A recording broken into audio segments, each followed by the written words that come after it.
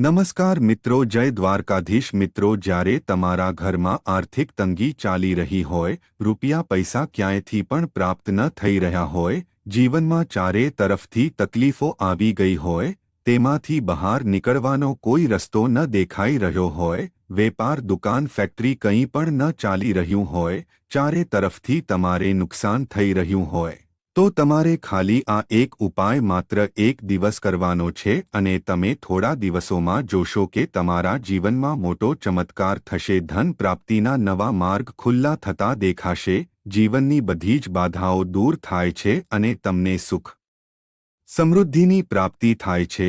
તો મિત્રો, ચાલો જાણીએ તે વિશેષ ઉપાયો વિશે। પરંતુ એ પહેલા દરેક દર્શક મિત્રોને નમ્ર વિનંતી છે કે ચેનલને સબસ્ક્રાઇબ અવશ્ય કરજો અને વિડિયો પસંદ આવે તો લાઇક અને શેર કરી કોમેન્ટમાં જય માં લક્ષ્મી અવશ્ય લખજો, જેથી કરીને આપણા સૌ પર માં લક્ષ્મીની કૃપા અવિરતપણે વરસતી રહે। જે પણ લોકો આ વિડિયોને અંત સુધી જોવે છે તો માતા લક્ષ્મી તેના જીવનમાં ક્યારે પણ ધનની કમી નહીં થવા દે।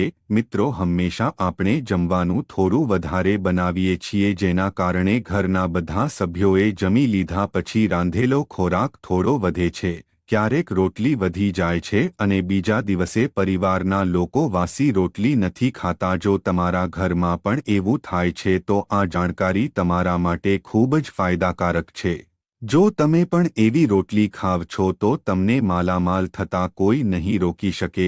આ સાથે આ વિડિયોમાં આપણે જાણીશું કેટલીક એવી ભૂલો વિશે, એવી ભૂલો જો ઘરમાં મહિલાઓ કરે છે તો આજે જ બંધ કરી દો, નહીતર આખું ઘર નષ્ટ થઈ જશે। તો પૂરી જાણકારી માટે આ વિડિયોને અંત સુધી જરૂર સાંભળો। રસોઈ ઘરમાં ક્યારે પણ ન કરવી જોઈએ આ ભૂલના કારણે માતા અન્નપૂર્ણા તમારા ઘર પરિવારથી ક્રોધિત થઈ જાય છે। તો મિત્રો, ચાલો જાણીએ એવી કેટલીક ભૂલો વિશે। મિત્રો, આ ભૂલને સૌથી મોટું પાપ માનવામાં આવે છે।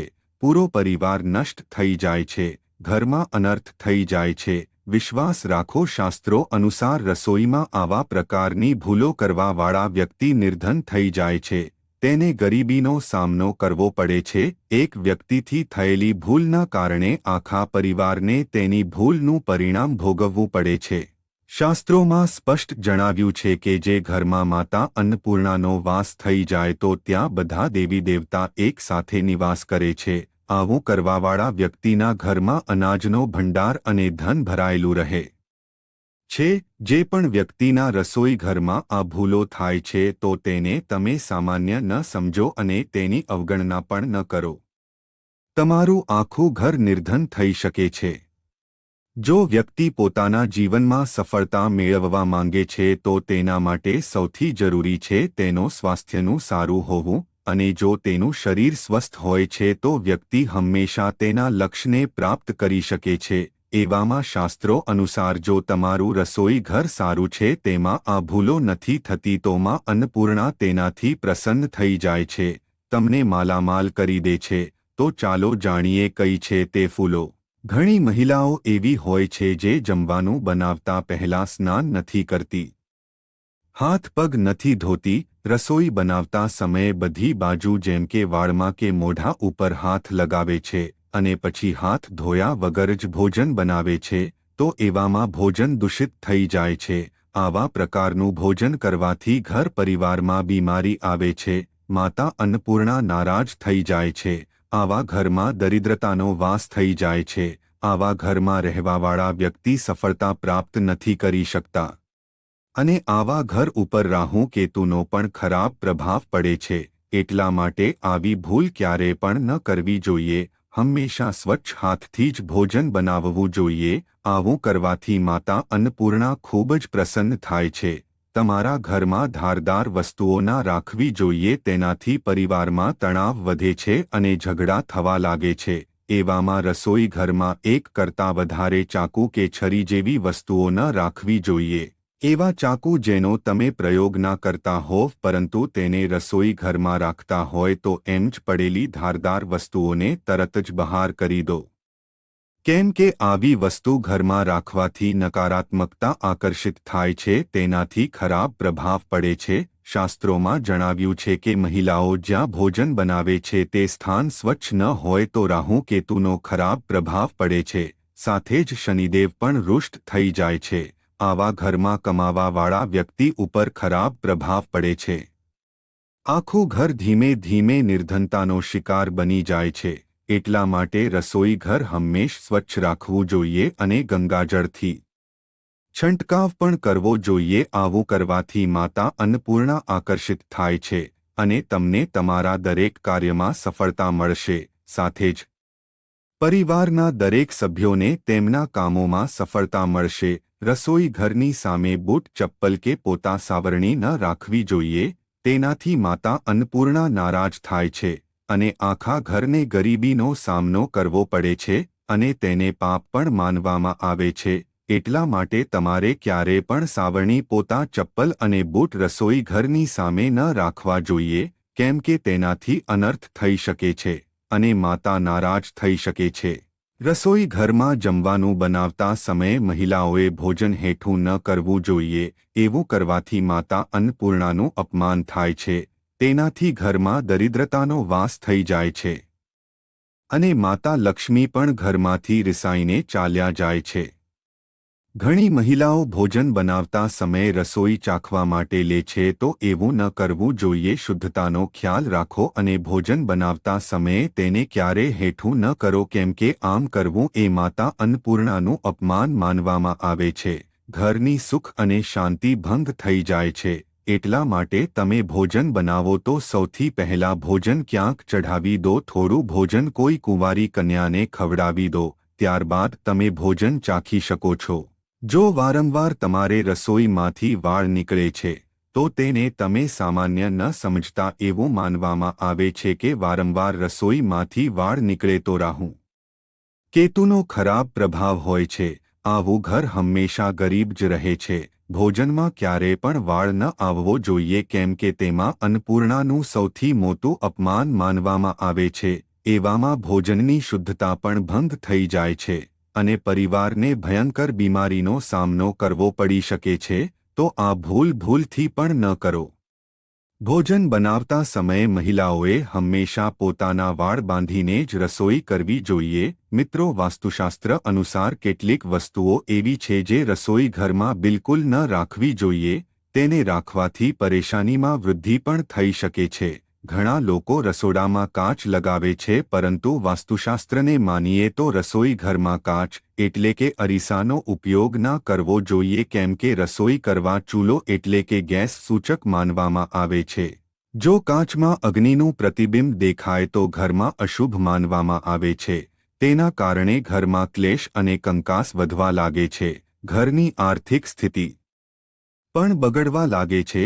તો આ ભૂલ તમે ક્યારે પણ ના કરો. ત્યારબાદ આવે છે બાંધેલો લોટ. ઘણીવાર મહિલાઓ વધેલો લોટ ફ્રીજમાં મૂકી દે છે અને સવારે ફરીથી તેનો પ્રયોગ રોટલી બનાવવા માટે કરે છે. વાસ્તુશાસ્ત્ર પ્રમાણે તે સાચું નથી હોતું. રસોઈ ઘરમાં બાંધેલો લોટ પડ્યો રાખવાથી શરીર અને રાહુનો નકારાત્મક પ્રભાવ પડવા લાગે છે. એ જ કારણથી જીવનમાં અનેક પ્રકારની પરેશાનીઓ આવવા લાગે છે. રસોઈ ઘરમાં કેટલીક વાર તૂટેલા વાસણોનો પ્રયોગ કરવામાં આવે છે. રસોઈ ઘરમાં તૂટેલા વાસણો ન રાખો, તેનાથી પરિવારના સભ્યો વચ્ચે મતભેદમાં વૃદ્ધિ થાય છે. ચાલો હવે જાણીએ વાસી રોટલી ખાવી એ તમારા માટે કેવું છે. મિત્રો, ભોજન જ્યારે વાસી થઈ જાય છે તો આપણે તેને ફેંકી દઈએ છીએ. કદાચ તમે ક્યારેય નહીં વિચાર્યું હોય કે વાસી ભોજન પણ ક્યારેક તમારા માટે સારું હોય છે. એવામાં જાણો કે વાસી રોટલીની તમારા સ્વાસ્થ્ય અને ભાગ્ય ઉપર શી અસર પડે છે. વાસી રોટલી પાચનતંત્ર માટે ચમત્કારથી ઓછી નથી. વાસી રોટલીમાં ફાઇબરનું પ્રમાણ વધારે હોય છે. ફાઇબરનું વધારે પ્રમાણ પાચનતંત્રમાં મદદ કરે છે. વાસી રોટલીથી પેટ ફૂલાવાની સમસ્યા, ગેસની સમસ્યા અને કબજિયાતની સમસ્યામાંથી રાહત મળી શકે છે. એટલા માટે મિત્રો, વાસી રોટલી તમારા માટે વરદાન છે. એટલે તેનો ઉપયોગ જરૂર કરવો તેમજ જો શાસ્ત્રોનું માન્ય રાખ્યો તો આમ તો ભોજન તાજું જ ખાવું જોઈએ પરંતુ જ્યાં સુધી ભોજન ખાવા લાયક હોય ખરાબ ન થયું હોય તો તેને ફેંકવું ન જોઈએ કેમ કે તે ભોજનનું અપમાન છે જે વ્યક્તિ ક્યારે ભોજનને ફેંકતા નથી અને તેને ગ્રહણ કરીને સન્માન આપે છે તો એવા વ્યક્તિ ઉપર માતા અન્નપૂર્ણા હંમેશા પ્રસન્ન રહે છે પરંતુ તેમાં એક વાતનું ધ્યાન આપવું ખૂબ જ જરૂરી છે વાસી રોટલી તમે જ્યારે પણ ખાઓ કે નાના બાળકોને આપો તો તેને પહેલા સારી રીતે ચેક જરૂર કરી લો કારણ કે જો તે ખરાબ થઈ ગઈ હોય તો તેને ન ખાવી જોઈએ નહીં તો તમારું સ્વાસ્થ્ય પણ બગડી શકે છે હવે વાસી રોટલીનો પ્રભાવ અને ચમત્કારી ઉપાય જાણીએ મિત્રો સનાતન પરંપરામાં ગાય ગંગા અને ગાયત્રીનું ખૂબ જ ધાર્મિક મહત્વ છે પુરાણો અનુસાર ગાય માતાના શરીર ઉપર 33 કરોડ દેવી દેવતાઓનો વાસ હોય છે ગાય માતાની પૂજા કરવાવાળા જાતક ઉપર આ બધા જ દેવી દેવતાઓની કૃપા વરસે છે ગાય સેવાથી આ જન્મના અને પૂર્વ જન્મના દોષ પણ દૂર થઈ જાય છે દરેક સવારે જ્યારે તમારા ઘરમાં ભોજન બનાવવાની શરૂઆત થાય તો સૌથી પહેલી બનાવેલી રોટલી તમે ગાય માતાના નામે અલગ કાઢી રાખો અને ભોજન કરતા પહેલા ગાય માતાને આ રોટલી ખવડાવો જો શક્ય હોય તો કાળી ગાયને ખવડાવો જો કાળી ગાય ન મળે તો સફેદ કે લાલ ગાયને પણ તમે ખવડાવી શકો છો ગાય માટે તાજી રોટલી બનાવો જો તમે ગાય માટે રોટલી બનાવી છે અને એ વખતે નજીકમાં જો ગાય હોય તો તરત જ ખવડાવી દો જો તમે એ રોટલીને રાખી મૂકશો અને તેને બીજા દિવસે આપશો તો રોટલી વાસી માનવામાં આવશે ગાયને ક્યારે પણ વાસી રોટલી ન આપો તેનાથી ઘરમાં નકારાત્મક ઉર્જા વાસ કરે છે અને જે પણ તમારા કામ થવાના હશે તે કામ નહીં થાય અને અધૂરા રહેશે તેનાથી તમારા ઘરમાં હંમેશા ગરીબી અને દરિદ્રતા વાસ કરશે તેમજ સડેલી વસ્તુઓ પણ ગાયને ખવડાવવી ન જોઈએ એટલા માટે તમારે આવું ન કરવું જોઈએ જો તમે એવું કરો છો તો તમે પાપના ભાગીદાર બની જાવ છો સડેલી વસ્તુઓ તમે ગાયને ન ખવડાવો અને સાથે જ લોટના 11 કોડિયા બનાવીને તેની ઉપર હળદર લગાવો ત્યાર પછી ગાયને ખવડાવી દો દરેક કોળિયાને ખવડાવતા સમયે ગાયના શિંગડા ઉપર હાથ ફેરવો પેટ ઉપર હાથ ફેરવો મસ્તક ઉપર હાથ ફેરવો ગાય માતાના ચરણોનો સ્પર્શ કરો આવું કરવાથી તમારા બધા જ કાર્ય થવા લાગશે તમારા જીવનમાં ખુશીઓ જ ખુશીઓ આવશે અને એકવાર તમે ગાય માતાની 7 વાર પરિક્રમા પણ કરી લો તો તમારા બધા કાર્ય પૂર્ણ થશે અને તમે જ્યારે પણ ગાયને રોટલી આપો ત્યારે રોટલી ઉપર થોડી હળદર અથવા તો ગોળ જરૂર રાખો ગાયને ક્યારે પણ સૂકી રોટલી ન ખવડાવો તો રોટલી ઉપર કંઈક ને કંઈક રાખીને જરૂર ખવડાવો આટલું કરવા માત્રથી તમારા જીવનના તમામ દુઃખો સમાપ્ત થઈ જશે તો મિત્રો આશા છે કે આ માહિતી તમને જરૂર પસંદ આવી હશે જો તો વિડીયોને લાઇક શેર અને ચેનલને સબસ્ક્રાઇબ કરી તમારા ભાઈને સપોર્ટ આપો જય દ્વારકાધીશ જય માં અન્નપૂર્ણા।